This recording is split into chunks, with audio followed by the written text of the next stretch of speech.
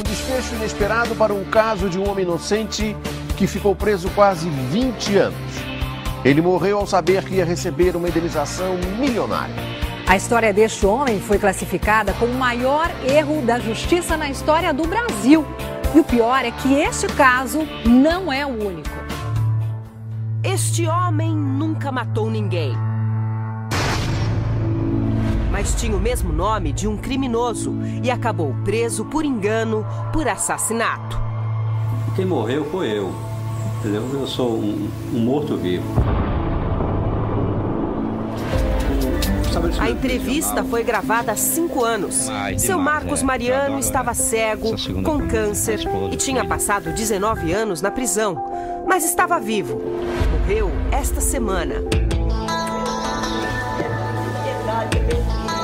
Às vésperas de receber o que poderia amenizar o sofrimento, uma indenização milionária. Seu Mariano morreu no mesmo dia em que recebeu a notícia. Nossa equipe esteve com ele no Recife, em 2006. Ele já tinha recuperado a liberdade e começava a luta pelo direito de ser indenizado. Morava nesta casa simples, com a mulher e um neto. A incrível história começa em 1976. Você que é o Marcos? Sim, senhor, de todo polícia. Você está sendo acusado de homicídio. Não, peraí, homicídio? Não, homicídio mesmo. Cala a boca. Não. Tudo será usado para você moral. Seu Mariano foi preso depois de ser confundido com um assassino que tinha o mesmo nome e condenado a cumprir pena de 6 anos pelo crime que não cometeu. Foi solto, mas a liberdade durou pouco. Seu Mariano foi preso por engano outra vez. Um policial o reconheceu na rua e achou que ele estava foragido. Violando liberdade condicional, cara? Não adiantou seu Mariano explicar. Ele foi direto para a prisão e lá ficou mais 13 anos. Eles acusando que eu tinha infringido uma liberdade condicional, coisa que não tinha acontecido. Durante os 19 anos na prisão, os apelos por justiça foram ignorados. As autoridades, direção, policiais, interno, externo, da guarita, assessor jurídico, assistente social, psicólogo, ninguém acredita em ninguém. Não adianta preso dizer. Se falar uma verdade lá para eles é uma mentira. Eu falava, mas ninguém acreditava. O caso só foi resolvido quando o então diretor do presídio organizou um mutirão para conferir a situação de cada detento.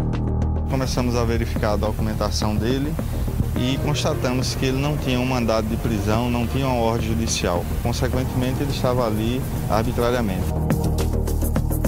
O martírio na cadeia devastou a saúde de São Marcos. Ele teve tuberculose, desenvolveu um câncer e ficou cego. Por que o senhor ficou cego na prisão? A bomba de gás, a granada. Uma rebelião muito grave que morreu muita gente, acidentou muita gente. 92. Em 2008, 13 anos depois de ser solto, seu Mariano recebeu R$1 milhão de indenização. Foi com esse dinheiro que ele comprou uma nova casa e um carro. Uma segunda parcela, também de R$1 milhão, foi bloqueada devido a um recurso do governo de Pernambuco. Foram mais 3 anos de espera, até que nesta semana, ele e Dona Lúcia receberam a boa notícia. O dinheiro finalmente será liberado. Telefonei para o Marcos e dei a notícia para ele. Ele ficou muito feliz, ele agradeceu muito, agradeceu a Deus por tudo e, enfim, ficou feliz. Boa noite, sou Jairo, TV Record. O repórter Jairo Bastos esteve com a viúva em Recife esta semana. Ela conta que depois de receber a notícia, seu Mariano disse que ia dormir um pouco. Faleceu ali. Aí, como foi 7 horas, vim chamar ele para jantar. Chamei, nada dele responder. Aí eu peguei nele e balancei. Como eu balancei, ele estava duro. Aí eu fui olhar nos pés dele, estava todo roxo. Eu digo, Marco está morto. Era terça-feira. Seu Mariano teve um infarto. Morreu 4 dias depois de completar 63 anos. O caso de seu Marcos Marcos é extremo, mas as prisões de pessoas inocentes são mais comuns do que se imagina. Dados do Conselho Nacional de Justiça mostram que só nos últimos 2 anos, mais de 20 mil pessoas mantidas presas de forma injusta ou irregular foram libertadas após uma revisão nos processos. Em Taboão da Serra, um engano que arruinou a vida de um motorista inocente começou nesta delegacia em 1998. Depois de um jogo de futebol, um grupo de torcedores foi trazido para cá por causa de uma confusão num ônibus. Todos foram fotografados e fichados. A foto de Fabiano Russi foi parar num álbum da polícia ao lado de criminosos comuns. Naquela ocasião eu estava indo para um jogo, eu não estava, sabe? Só que aí eles colocaram minha foto lá junto e tal. 3 anos mais tarde, aqui nesta delegacia, o arquivo de fotos foi mostrado para uma enfermeira vítima de assalto. Por engano, a enfermeira apontou a foto de Fabiano como sendo a do criminoso.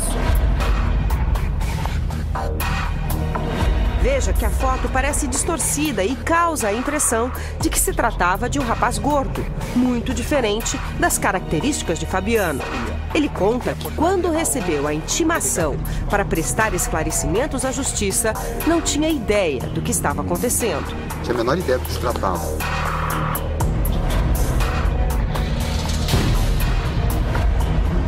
Fabiano tem 35 anos.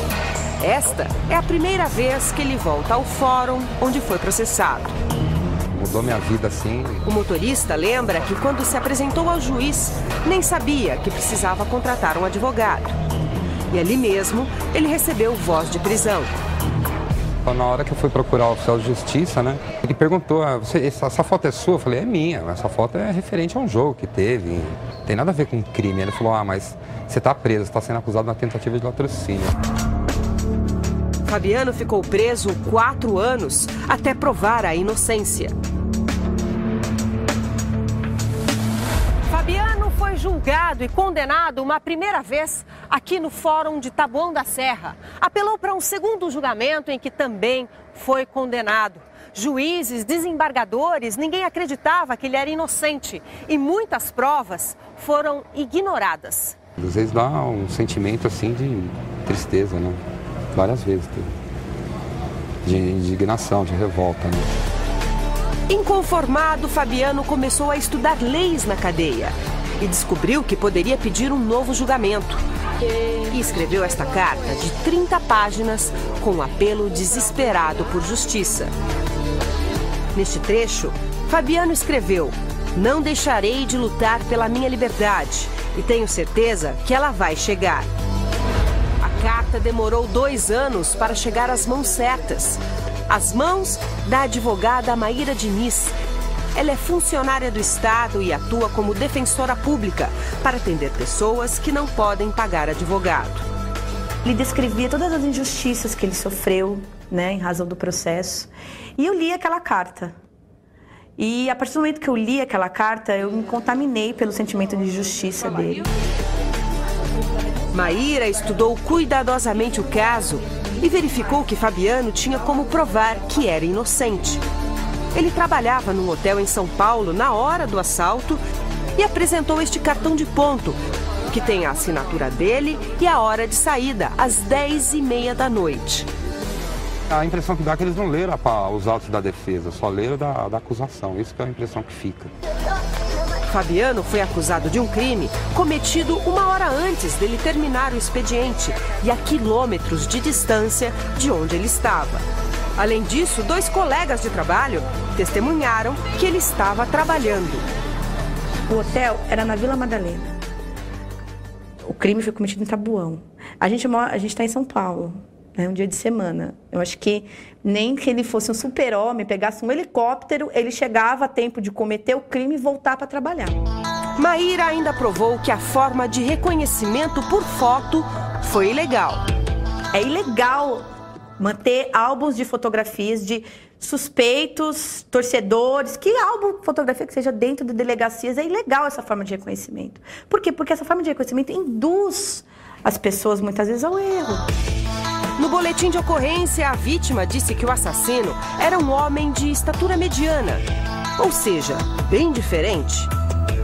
Você é um homem alto e foi reconhecido como um criminoso que era de estatura mediana. Quer dizer, o cara era 1,60 m mais baixo do que eu. E você tem 1,90 m. 1,90 m. Quer dizer, realmente não tinha como ser você. Não. Mesmo assim, a enfermeira afirmou no depoimento que Fabiano era o criminoso sem sombra de dúvidas. Você guarda rancor dela? Não. Eu não. Não guardo, não. Deixa ela seguir a vida dela, seguir a minha.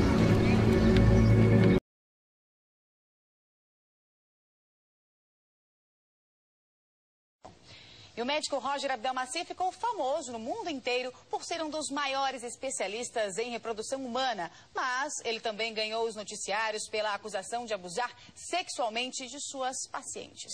A justiça, então, o condenou a 278 anos de prisão. Só que agora a mesma justiça pode ajudá-lo a ficar para sempre em liberdade.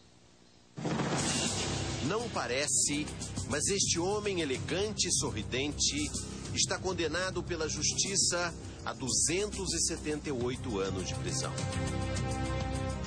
O Dr. Roger Abdelmaci já foi dono da clínica de reprodução humana mais conhecida do Brasil. Ele responde por 56 acusações de estupro e abuso sexual contra mulheres. Foi considerado culpado em 39 casos e ainda está solto. Roger recebe amigos, desfila em carros luxuosos e para onde vai tem a proteção de seguranças. Esse é o bairro residencial mais aristocrático de São Paulo. É o Jardim Europa, que fica ao lado da Avenida Brasil. A gente pode dizer que é quando o Brasil se aproxima da Europa. Aqui ficava também a clínica do Dr. Roger. É aqui que mora o Dr. Roger, nessa casa modesta.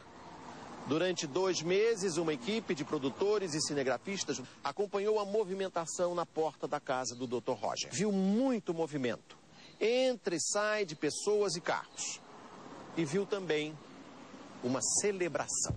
Parece uma festa. Roger se despede de alguém.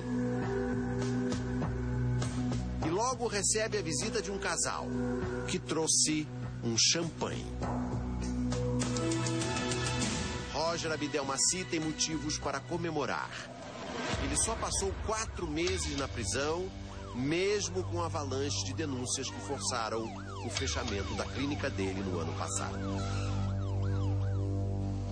Roger foi solto depois de apresentar um recurso no Supremo Tribunal Federal.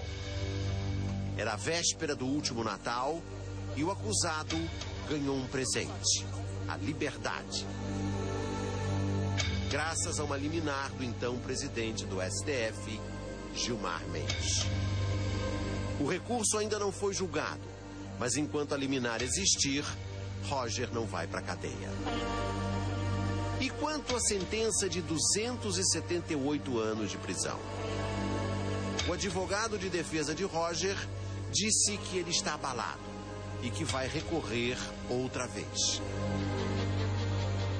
Ele hoje praticamente se dedica à sua defesa. É um homem abalado emocionalmente, é um homem que está com um problema de saúde graves. A situação financeira dele, é lógico que ficou bastante prejudicada, tendo em vista que teve que parar de atuar profissionalmente. Enfim, eu diria que a vida do Dr. Roger está profundamente abalada e para o resto dos seus anos de vida.